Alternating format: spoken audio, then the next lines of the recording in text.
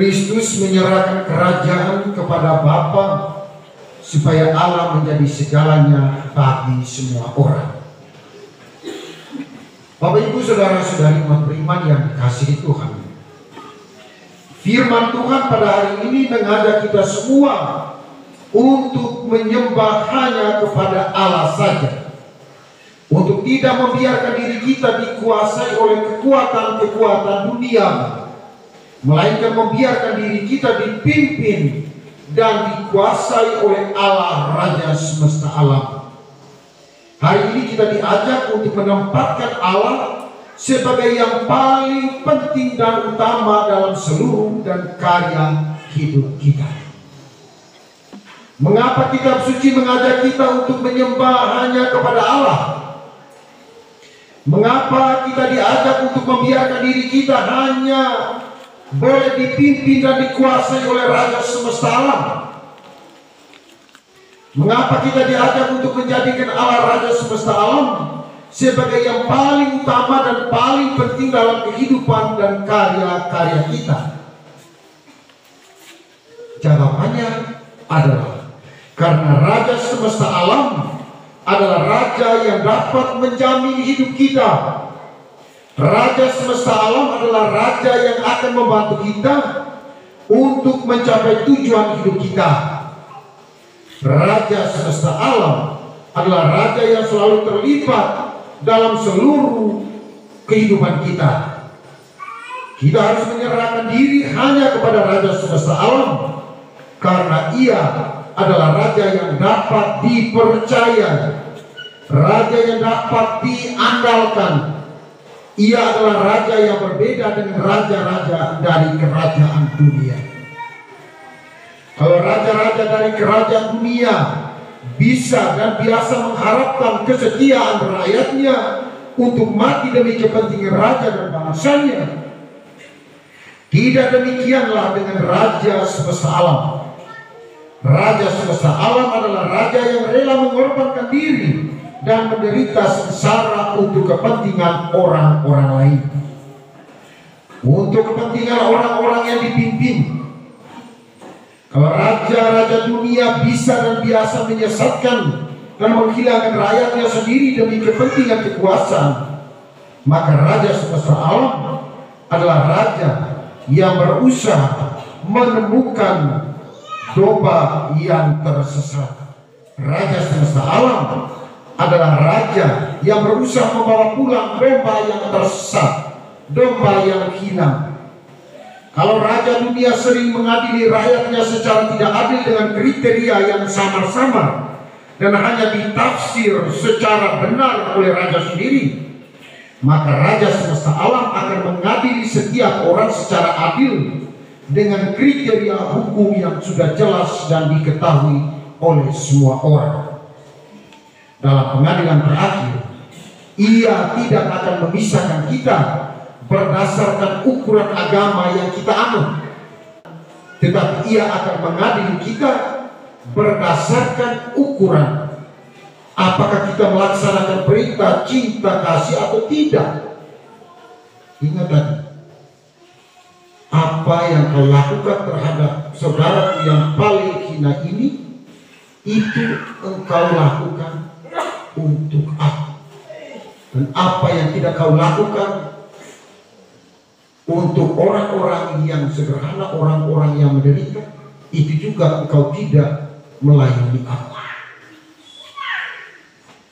Saudara-saudari terkasih, kitab suci hari ini melukiskan dengan sangat baik tentang pemerintahan Raja semesta alam itu. Yesekiel dalam bacaan pertama melukiskan bahwa Raja semesta alam adalah Raja yang memerintah dengan sangat bijaksana. Ia sangat konsen dengan dan penuh perhatian terhadap domba-dombanya. Ia mengenal mereka satu persatu dengan segala kelebihan dan kekurangannya. Ia tahu suka dan duka mereka. Ia tahu untung dan malang, bahagia dan derita umatnya. Ia memperhatikan semua dombanya, baik yang gemuk maupun yang kurus. Ia akan mencari dan menyelamatkan mereka. Yang hilang dicari, yang tersesat dibawa pulang, yang luka dipalut, yang sakit disembuhkan.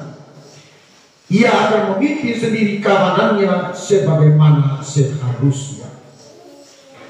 Oleh karena Raja semesta alam adalah Raja yang dapat diandalkan, Raja yang dapat dipercaya, Raja yang dapat menjamin kehidupan manusia, maka semua orang diajak untuk membiarkan, untuk membuka diri, untuk diperintah dan diatur oleh Raja semesta alam seperti itu.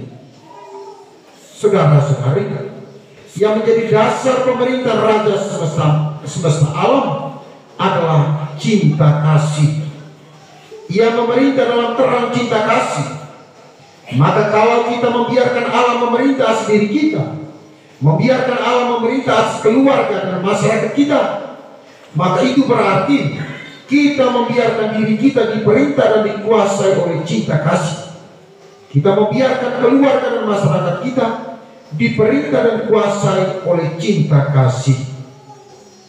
Kalau cinta kasih yang memerintah dan menguasai kita, kalau cinta kasih yang memerintah dan menguasai keluarga dan masyarakat kita, maka orang lapar tentu akan diberi makan, orang asing akan diberi tumpangan, orang sakit tentu dibesuk, orang dalam penjara akan dikunjungi, orang telanjang diberi pakaian. Kalau cinta kasih yang menguasai kita, maka tentu kekerasan dalam masyarakat berkurang, penyakit-penyakit sosial kemasyarakatan juga pelan-pelan hilang, ketidakadilan akan hilang, dan keadilan akan bertumbuh, kekacauan akan mereda, sedangkan kedamaian akan menampakkan diri.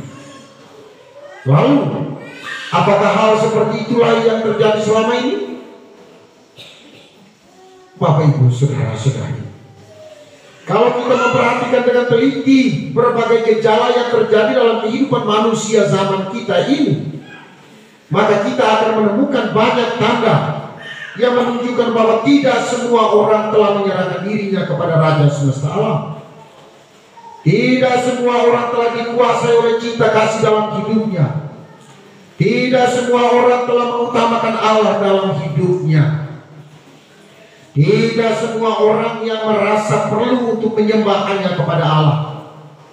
Masih ada banyak orang lain yang tidak dikuasai oleh Raja semesta alam, tetapi dikuasai oleh raja-raja ciptaan kita sendiri, oleh raja-raja lain. Masih ada banyak orang lain yang hidupnya tidak dikuasai oleh cinta kasih, keadilan, perdamaian yang merupakan kekhasan gaya pemerintahan Allah. Ada manusia yang seluruh hidupnya dikuasai oleh kesibukan.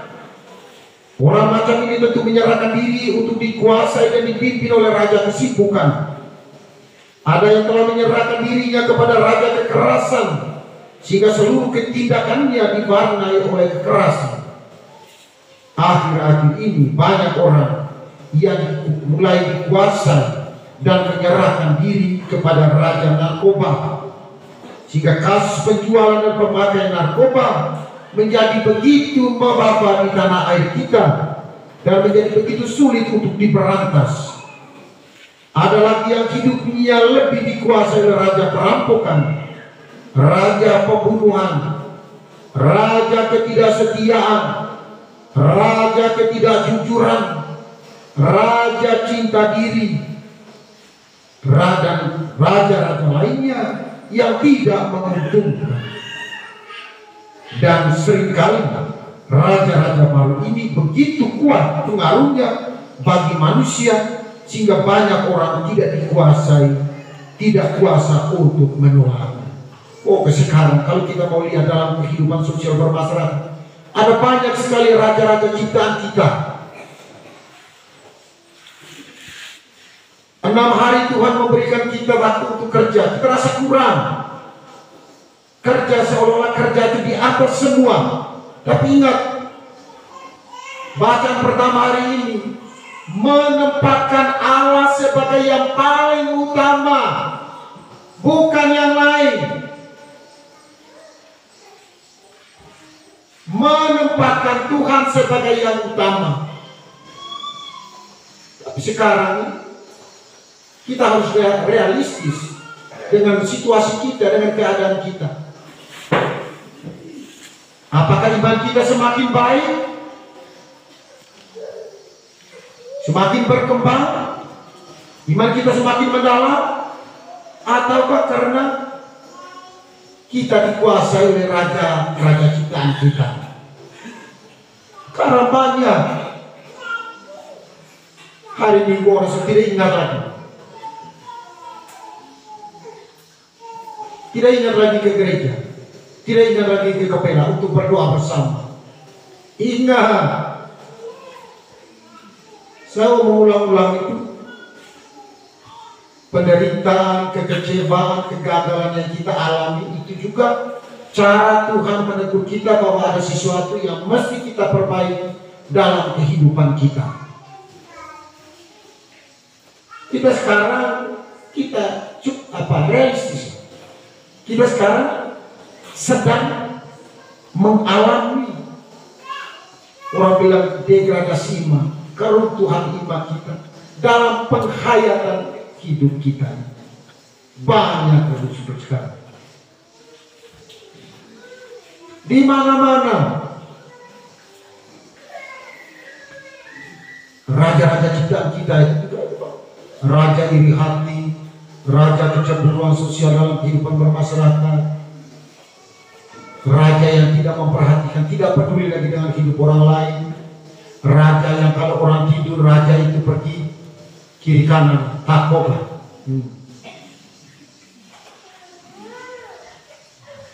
Sekarang banyak orang mengeluh bilang, kami punya kemiri hilang, kami punya famili ini hilang. Orang pergi petik, itu mesti juga ada rasa malu. Kalau tidak ada rasa malu, mesti ada rasa bersalah.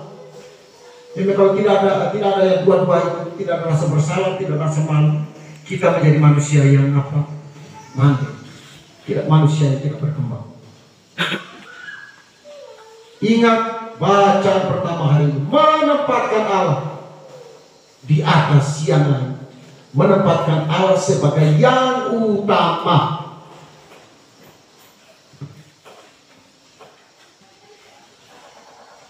Jadi banyak orang dengan begitu tekun dan taat melayani keinginan raja-raja baru itu. Akibatnya dunia kita jadi begitu memprihatinkan. Dunia kita jadi tempat yang kurang nyaman untuk didiami. Raja gosip sekarang. Kalau kita kemana-mana itu mesti membawa sukacita, bawa kegembiraan dan bawa damai. Ingat, waktu malaikat Gabriel datang kepada Bunda Maria, dia apa? Kata pertama yang keluar dari mulut malaikat Gabriel itu apa?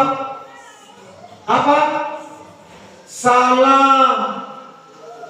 Waktu Maria mengunjungi Elizabeth saudaranya, kata pertama yang keluar itu apa? Salam.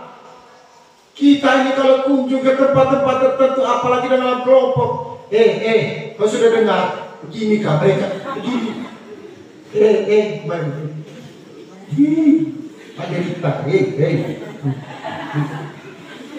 Itu raja apa? Raja gosip. Manajemen dalam kehidupan berkeluarga mesti dirubah. Ingat, kita pelan-pelan mulai masuk ke sana, pergeseran. Dulu lontoleo itu penting dalam keluarga. Sekarang sendiri-sendiri, tidak ingat lagi kehidupan bersama. Ingat, kemanapun engkau pergi, dimanapun engkau bekerja, ingat dari mana saya berasal. Ingat kembali budaya kita. Jangan sampai kita lupa budaya.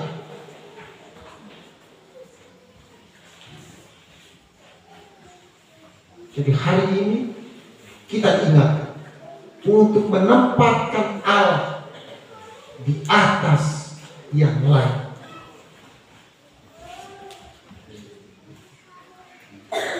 Bapak Ibu Saudara-saudara, hari ini kita diingatkan bahwa menyerahkan diri di bawah kekuasaan Raja semesta alam adalah sesuatu yang sungguh mendesak bagi manusia zaman ini, agar segala bentuk kejahatan, segala bentuk ketidakberesan bisa teratasi. Kalau kita menyerahkan diri kepada kuasa Raja semesta alam, maka diri kita akan diliputi dan dikuasai oleh cinta kasih, sehingga kita mampu mengasihi orang-orang lain di sekitar kita, terutama orang-orang kecil yang menderita. Hanya dengan demikian kita akan mendapat kesempatan untuk berada di sebelah kanan Yesus dan dinyatakan sebagai orang-orang yang tidak berguna dan dicampakkan ke dalam tempat siksa.